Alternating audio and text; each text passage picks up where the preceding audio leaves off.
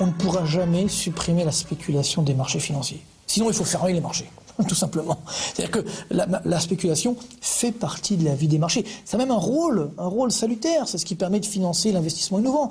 C'est ce qui permet de couvrir les risques que certains ne veulent pas prendre. Par contre, la spéculation doit rester la partie émergée de l'iceberg des marchés financiers. Quand elle devient l'iceberg complet, là, c'est très dangereux.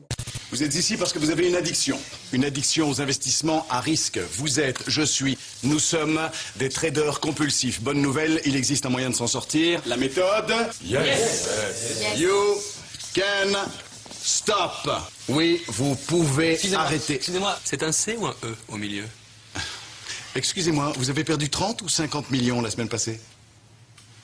Vous voulez vous en sortir, oui ou non? Yes. D'autres questions? Après chaque crise, on sait très bien comment éviter qu'elle ne recommence. Et en général, la crise suivante est différente. Donc, on peut dire une chose à l'avance, c'est qu'il y aura encore des crises financières à l'avenir.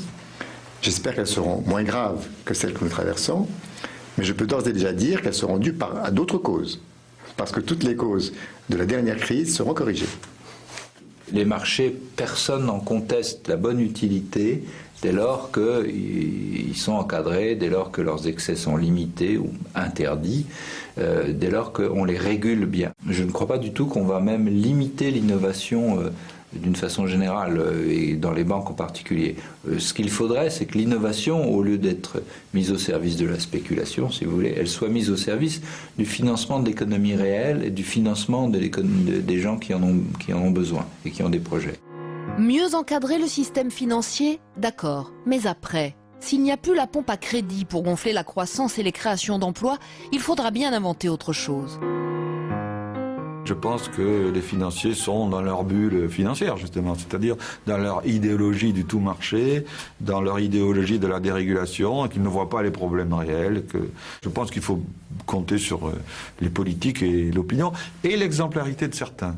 Et de ce côté-là, bon, quand vous voyez quelqu'un qui était amateur de voitures de sport comme Schwarzenegger, qui considère que désormais c'est la voiture électrique qui doit prendre le pas sur toute autre voiture, ça veut dire qu'une partie de l'élite, eh bien, commence à comprendre. Et si l'élite comprend, eh bien, le reste de la population suivra. La seule solution, c'est de trouver des industries, des secteurs qui créent des emplois raisonnablement bien qualifiés, avec des salaires raisonnablement élevés. Alors évidemment, il vient à l'esprit une chose qui est ce qu'America appelle le green business, c'est tout ce qui tourne autour des énergies renouvelables, de l'environnement, de l'isolation, etc. La seule bonne piste, c'est d'être capable de créer des emplois pour lesquels on a une avance sur les pays émergents.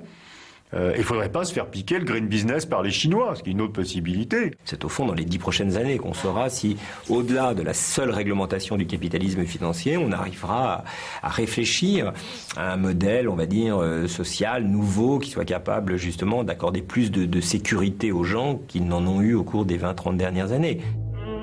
Comment assurer une prospérité durable pour le plus grand nombre? Quel rôle l'État doit-il se réserver dans le fonctionnement de l'économie? Quelle liberté peut-on raisonnablement accorder au marché? C'est beaucoup de questions à résoudre, et personne, pas même les experts, n'y a encore apporté de réponse définitive. On avance toujours en plein brouillard.